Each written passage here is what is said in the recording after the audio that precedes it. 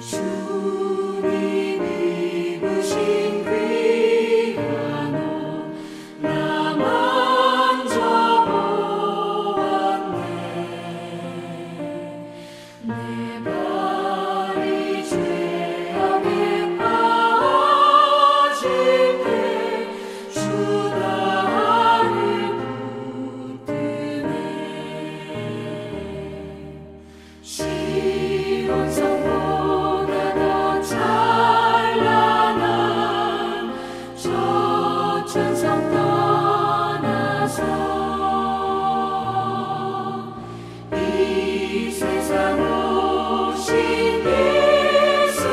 예수님 참내 구세주. 내 주님 영광의 옷 입고 문 열어주실 때 나 주님 나라에 들어가 영원히 살겠네. 시온산보다 더 찬란한 저 천상 떠나서 이 세상 오신 예수님 참내 구세주. 오늘 함께 읽을 하나님 말씀은 마태복음 4장 1절에서 4절입니다. 그때 예수께서 성령에게 이끌려 마귀에게 시험을 받으러 광야로 가사 40일을 밤낮으로 금식하신 후에 줄이신지라. 시험하는 자가 예수께 나와서 이르되 내가 만일 하나님의 아들이거든 명하여 이 돌들로 떡덩이가 되게 하라. 예수께서 대답하여 이르시되 기록되었으되 사람의 떡으로만 살 것이 아니요 하나님의 입으로부터 나오는 모든 말씀으로 살 것이라 하였느니라 하시니. 예수님은 이제 막 세례 요한에게 세례를 받으셨습니다. 세례를 받을 때 하나님은 비둘기 같은 성령을 보내주셔서 예수님이 이 땅에서 사명을 감당할 능력을 주셨습니다. 그리고 하나님은 이 나사렛의 가난한 목수가 바로 하나님이 사랑하는 아들이라고 선언하셨습니다. 하나님께서 큰 은혜를 내려주신 것입니다. 그런데 큰 은혜를 받은 직후 예수님은 성령에 이끌려서 마귀에게 시험받으러 광야로 오십니다. 하나님이 큰 은혜를 주셨으면 모든 일이 술술 풀려야 하는 것 아닐까요? 큰 은혜 뒤에 시험이 찾아온 경우는 구약에서도 발견할 수 있습니다. 바로 홍해를 건너면서 세례를 받은 이스라엘 백성이 그랬지요. 홍해를 건너는 기적을 체험하고 큰 은혜를 체험하고 광야의 시험이 시작됐습니다. 이스라엘 백성은 이 시험 앞에 형편없이 무너졌습니다. 우리는 누구라도 이 광야의 시험 앞에 형편없이 무너집니다. 죄 때문에요. 그러나 사람이 되신 하나님이신 예수님은 우리와 달랐습니다. 인류 최초로 이 시험을 완벽하게 이기신 것입니다. 광야는 뭐가 잘 없는 곳입니다. 먹을 음식도 없고 물도 없고 도와줄 사람도 없습니다. 그래서 저는 이 첫 번째 시험을 결핍의 시험이라고 이름 지어 보았는데요. 주님은 광야에서 40일을 금식하셔야 했습니다. 출애굽한 이스라엘 백성이 40년을 광야에서 고생하고 시험받았듯이 말입니다. 40일이 다 지나고 주님은 줄이셨습니다. 극도로 배가 고프셨겠죠. 먹지를 못해서 정신이 혼미할 정도가 되셨을 것입니다. 이성을 다 잃을 지경이 되셨을 것입니다.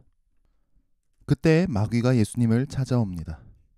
수천 년 전 에덴 동산에서 아담과 하와를 넘어뜨렸고 또 광야에서 출애굽한 이스라엘 백성을 수도 없이 넘어뜨렸던 바로 그 마귀가 말입니다.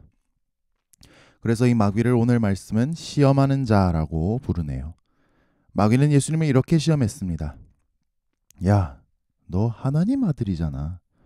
그런데 이렇게 굶고 있으면 어떡해? 이렇게 비참하게 40일을 굶고 있는 게 하나님 아들한테 어울린다고 생각하니? 마침 여기 광야에 돌이 많네. 이 돌로 빵을 만들어서 먹어. 광야에 있는 돌은 색깔도 그렇고 모양도 그렇고 꼭 둥그런 빵같이 생겼다고 하죠. 40일 굶고 광야의 돌 보고 있으면 저게 빵이라면 하는 생각이 날 지경이었을 것입니다. 그리고 실제로 예수님은 돌로 빵을 만들 능력도 있으셨습니다. 풍랑을 잠잠케 하고 죽은 자를 살리시는 예수님이신 걸요. 그런데 예수님은 돌로 빵을 만들어 드셔서는 안 되셨습니다. 예수님이 광야에서 40일을 금식하신 건 단순히 극기 훈련을 하신 게 아니기 때문입니다. 여기에는 하나님 뜻이 있었습니다.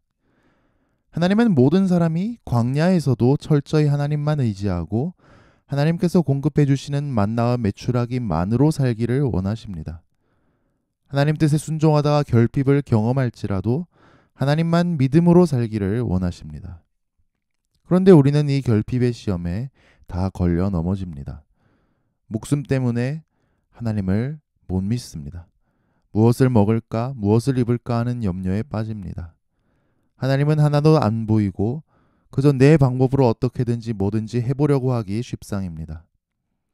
하나님 말씀에 순종하느라 광야에서도 결핍을 당하면서도 하나님만 신뢰하는 것이 옳은 것인데 그러지 못하는 것은 죄이죠. 하나님을 못 믿는 거니까요. 돈보다 밥보다 통장 잔고보다 더 중요한 게 있습니다. 하나님 말씀에 이끌려서 하나님 말씀에 따라 사는 것입니다. 우리의 우선순위는 무엇입니까? 밥과 돈입니까? 하나님 말씀입니까? 오늘 말씀은 이야기합니다.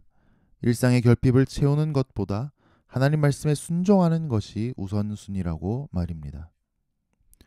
가끔씩 우리는 살다가 광야를 경험합니다. 하나님의 공급이 내 생각보다 늦어지는 것 같을 때가 있습니다. 이만하면 주셔야 되는데 싶은데 안 주실 때가 있습니다. 그때도 우리는 하나님을 믿으며 참고 기다릴 수 있을까요? 예수님께 있어서 40일 동안 금식하시는 것은 하나님의 뜻이었습니다. 큰 은혜를 체험하고 시험을 당하는 것은 하나님의 뜻이기 때문입니다.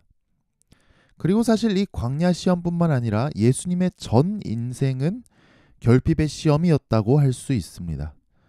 주님은 약 3년 동안 공생애를 사시며 줄이실 때가 많았습니다.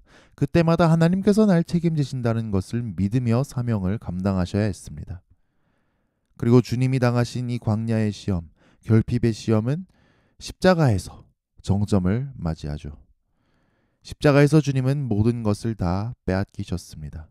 옷도, 음식도, 마실 것도, 친구도, 제자도, 존중도, 명예도, 안식도. 그런데 그 십자가에서도 주님은 끝까지 자신을 향한 하나님의 뜻을 믿었습니다. 하나님 말씀을 믿었습니다. 그래서 십자가에서 끝내 하나님을 신뢰하시면서 온 인류를 위한 대속 제물로 자기 목숨을 하나님께 바치신 것입니다. 그래서 주님은 광야에서도 결핍의 시험을 당하시면서 하나님 말씀을 믿음으로 마귀의 시험을 물리치셨습니다. 바로 신명기 8장 3절 말씀을 암송하시며 끝까지 붙드심으로 시험을 이기신 것입니다. 오늘 말씀 4절에서 주님이 신명기 8장 3절 말씀을 암송하시죠. 4절입니다. 예수께서 대답하여 이르시되 기록되었으되 사람이 떡으로만 살 것이 아니요 하나님의 입으로부터 나오는 모든 말씀으로 살 것이라 하였느니라 하시니. 광야에 계십니까? 결핍의 시험을 당하고 계십니까? 끝까지 하나님 말씀을 믿음으로 하나님께서 채우시고 인도하실 것을 믿음으로 시험을 이겨냅시다. 떡은 필요합니다. 그러나 사람은 떡으로만 살지 않습니다. 사람은 원래 하나님 말씀으로 살게 되어 있습니다. 우리가 그 말씀에 순종할 때, 하나님의 뜻에 순종할 때 우리에게 일용할 양식도 주신다. 이것을 믿음으로 우리는 살아야 합니다. 주님의 고난을 묵상하는 고난주간입니다. 주님의 고난은 그리고 십자가는 결핍의 시험이었습니다. 이 고난주간에 내 인생의 궤도를 돌이켜봅시다. 그동안 나는 떡을 위해 살지만은 않았습니까? 당장 눈앞의 떡을 포기해야 해도 하나님 말씀에 순종함으로 사는 우리가 될 수 있기를, 그런 용기와 믿음 주시길 주님의 이름으로 축복합니다. 기도하겠습니다.